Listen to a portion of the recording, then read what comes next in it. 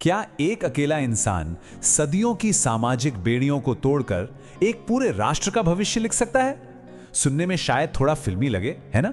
पर आज हम एक ऐसी ही हस्ती की बात करने वाले हैं, आधुनिक भारत के एक ऐसे ही निर्माता डॉक्टर बी.आर. अंबेडकर की। आज हम जानेंगे कि कैसे उन्होंने भेदभाव की आग में तपकर भारत के पूरे सामाजिक, राजनीतिक और कानूनी ढांचे को, मतलब पूरे सिस्टम को एक नई दिशा दे दी। तो चलिए इस जबरदस्त सफर को थोड़ा और करीब से देखते हैं। ये जो एक लाइन है ना, उन्होंने भेदभाव और असमानता को अपनी ताकत में बदल दिया। ये लाइन डॉक्टर अंबेडकर की पूरी जिंदगी का निचोड़ है। जरा सोचिए, जिस भेदभाव और अपमान ने उन्हें हर कदम पर रोकने की कोशिश की, उसी को उन्होंने अपनी सबसे बड़ी ताकत बना लिया। ये सिर्फ एक कहावत नहीं है, बल्कि उस जबरदस्त विल पावर का सबूत है जिसने सामाजिक रुकावटों को मौकों में बदल दिया और एक पूरे देश की तकदीर को एक नया मोड़ दे दिया। तो आज हम डॉक्टर अंबेडकर की कहानी को इन 5 हिस्सों में समझेंगे। सबसे पहले उनके संघर्ष से शक्ति तक का सफर, फिर संविधान की बात करेंगे कि कैसे उन्होंने समानता की नींव रखी। इसके बाद सामाजिक न्याय के लिए उनकी लड़ाई पर नजर डालेंगे। फिर देखेंगे कि कैसे वो हर तरह के अधिकारों के समर्थक थे। और आखिर में हम बात करेंगे उनकी उस विरासत की जो आज भी हमारे साथ है। तो चलिए शुरू करते हैं पहले हिस्से से, संघर्ष से शक्ति तक। कहानी की शुरुआत होती है उनके बचपन से, जहां उनके महान मिशन की नींव पड़ी। डॉक्टर अंबेडकर का जन्म एक ऐसे समाज में हुआ था जहां कह सकते हैं कि जाति की जंजीरें बहुत बहुत गहरी थी। एक दलित परिवार में पैदा होने की वजह से उन्हें बचपन से ही कदम कदम पर अपमान और भेदभाव झेलना पड़ा। लेकिन यही कड़वे अनुभव थे जिन्होंने उन्हें तोड़ा नहीं, बल्कि अन्याय के खिलाफ लड़ने के लिए फौलाद बना दिया। यहीं से वो ताकत आई। अब इतनी सामाजिक मुश्किलों के बावजूद शिक्षा, एजुकेशन उनका सबसे बड़ा हथियार बनी। और वो कोई मामूली छात्र नहीं थे, बल्कि एक असाधारण, एक्स्ट्रा ऑर्डिनरी स्टूडेंट थे। सोचिए, उन्होंने कोलंबिया यूनिवर्सिटी और लंदन स्कूल ऑफ इकोनॉमिक्स, दुनिया के टॉप संस्थानों में पढ़ाई की। और यहीं पर उन्होंने कानून, अर्थशास्त्र और राजनीति की वो गहरी समझ हासिल की जो आगे चलकर पूरे भारत का भविष्य गढ़ने वाली थी। तो ज्ञान का ये जो भंडार उन्होंने जमा किया था, अब वक्त था उसे इस्तेमाल करने का, अपने देश के लिए सबसे बड़े योगदान का। और वो था भारत के संविधान का निर्माण, एक ऐसी नींव जिस पर समानता का भारत खड़ा होने वाला था। संविधान की ड्राफ्टिंग कमेटी के चेयरमैन के तौर पर डॉक्टर अंबेडकर पर एक बहुत बड़ी जिम्मेदारी थी, एक नए आजाद भारत की कानूनी तकदीर लिखने की। उन्हें यूं ही भारतीय संविधान का जनक या आर्किटेक्ट नहीं कहा जाता। उन्होंने सचमुच लिटरली एक ऐसे राष्ट्र की नींव रखी जिसकी आत्मा में, जिसके डीएनए में समानता और न्याय के सिद्धांत बसे हैं। तो उन्होंने संविधान में 3 सबसे मजबूत पिलर, 3 स्तंभ खड़े किए: समानता, स्वतंत्रता और न्याय। इसका मतलब क्या था?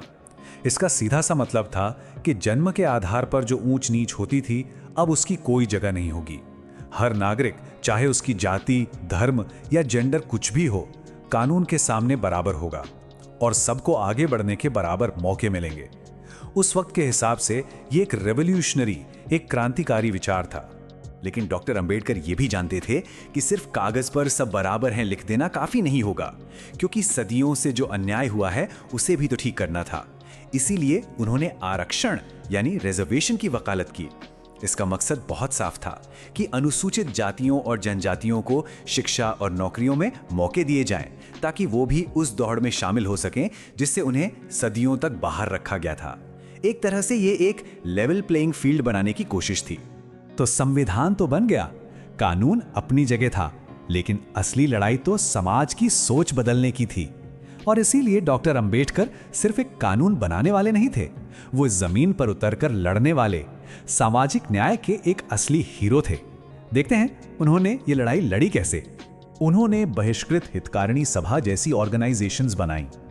इन संस्थाओं का एक ही मकसद था, दलित समुदाय को शिक्षा और आत्मसम्मान, सेल्फ रिस्पेक्ट से मजबूत बनाना। वो चाहते थे कि लोग खुद अपने अधिकारों को पहचानें और अपनी आवाज बने, किसी और पर निर्भर ना रहें। लेकिन डॉक्टर अंबेडकर सिर्फ संस्थाएं बनाने तक ही नहीं रुके, वो सीधे मैदान में उतरे। उन्होंने सामाजिक कुरीतियों को सीधी चुनौती दी, जैसे महाड़ सत्याग्रह। इसके जरिए उन्होंने साफ साफ ऐलान कर दिया कि पानी जो एक बेसिक चीज है उस पर सबका हक है। और फिर कालाराम मंदिर प्रवेश आंदोलन, जिसके जरिए उन्होंने कहा कि भगवान के दरवाजे किसी एक जाति के लिए बंद नहीं हो सकते। ये सिर्फ विरोध प्रदर्शन नहीं थे, ये समानता के पावरफुल स्टेटमेंट थे। और एक बात समझनी बहुत जरूरी है कि उनकी लड़ाई सिर्फ एक समुदाय तक सीमित नहीं थी। अपने खुद के अनुभवों से वो जानते थे कि अन्याय का दर्द कैसा होता है, इसलिए उनका नजरिया बहुत बड़ा था। वो समाज के हर दबे कुचले वर्ग के अधिकारों के लिए खड़े हुए। हाँ, वो दलित अधिकारों के तो सबसे बड़े चैंपियन थे ही, लेकिन उनकी आवाज महिलाओं और मजदूरों के हक के लिए भी उतनी ही जोरदार थी।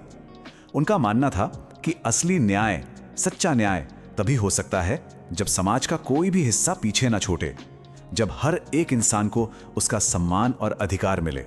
इसका एक बढ़िया उदाहरण है हिंदू कोड बिल। उन्होंने इस बिल के लिए जोरदार लड़ाई लड़ी ताकि महिलाओं को प्रॉपर्टी, शादी और तलाक में पुरुषों के बराबर अधिकार मिल सकें। और सिर्फ इतना ही नहीं, उन्होंने फैक्ट्रियों में काम करने वाले मजदूरों के लिए भी आवाज उठाई। उनके काम के घंटे कम हों, उनको बेहतर माहौल मिले, इसके लिए भी संघर्ष किया। मतलब उनके लिए हर इंसान की डिग्निटी, हर इंसान की गरिमा मायने रखती थी। तो चलिए अब आखिरी हिस्से पर आते हैं, उनकी विरासत। आखिर डॉक्टर अंबेडकर हमारे लिए क्या छोड़ गए? चलिए उनकी उस स्थायी विरासत पर नजर डालते हैं जिसके आइडियाज आज भी उतने ही रेलेवेंट, उतने ही जरूरी हैं। सामाजिक न्याय के अलावा वो आर्थिक समानता को भी उतना ही जरूरी मानते थे।